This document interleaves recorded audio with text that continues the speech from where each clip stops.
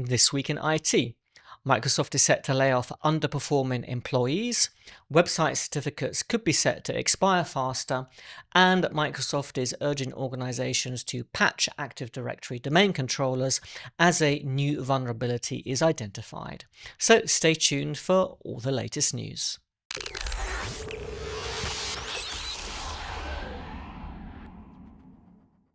Welcome to This Week in IT, the show where I talk about everything connected to Microsoft 365, Windows, and Azure. According to a report by Business Insider this week, Microsoft is preparing for more layoffs in 2025. Now, according to this report, Microsoft is going to be targeting what it determines are underperforming employees, and that includes the security division, which is one of the best performing divisions in Microsoft of recent years.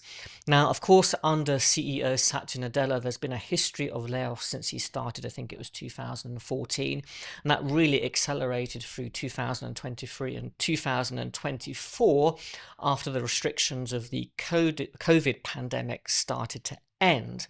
Now, of course, people are really worried in the tech sector with the effect of AI and all this kind of thing potentially having an effect on the future of employment and the slow hiring process for many organizations at the moment. Now, Microsoft also says that while it's planning to get rid of underperforming employees, it doesn't expect that its global workforce, which is around 228,000 employees, will actually change very much, because it's going to replace those employees with other more efficient, effective roles. So Microsoft is saying it's aiming to restructure and optimize its workforce performance and align resources with strategic goals, prioritizing innovation and growth while maintaining operational efficiency.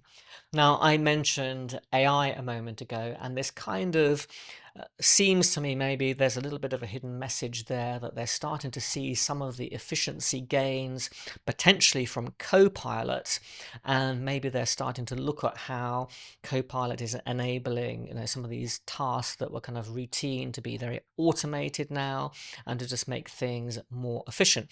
Now, I could be, of course, completely wrong about that, because many organizations are not really saying that they're able to get a good return on investment on Copilot at this stage. But of course, Microsoft has had their hands on this technology for a bit longer than everybody else.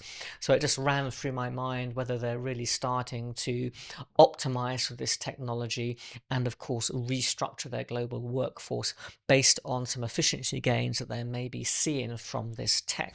Apple and Google are in the news this week because apparently these companies are pushing for a change to the way website certificates work. So at the moment, there's an agreement that website certificates can be issued for a maximum of 1 year. It's just over 1 year. And at that point, they expire. And of course, you should renew them. Of course, that doesn't always happen for whatever reason. And they're now essentially saying that they'd like website certificates to have a maximum lifetime of 45 days. Now, why would that be the case? Well, there are several reasons, but the main one that they're citing is to really stop hackers from taking over orphan domains. So these are domains that maybe companies buy, maybe, I don't know, for instance, we have Petri.com, maybe we'd buy various variations on the name Petri.com, but then just leave them and really forget about them. And then, of course, hackers can potentially take those domains and do malicious things with them, and we might not even notice at first. So this is one of the arguments that they're putting forwards. Now, the industry seems a little bit skeptical that changing this expiry to just 45 days would really make any significant difference to that.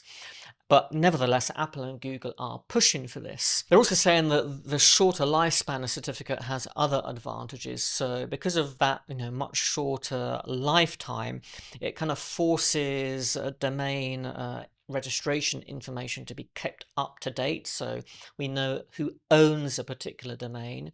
They're also saying that the shorter lifetime helps to prevent other security vulnerabilities, not just those connected to orphan domains, but that kind of depends on organizations making sure that they do renew the certificates.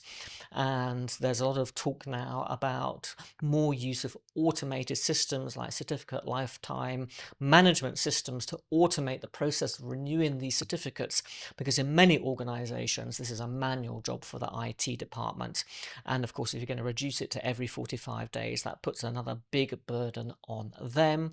So automation is the way to go to make sure that expired certificates are replaced promptly. They're also saying that the domain control validation period, or the reuse period, it should be set to 10 days by September 27.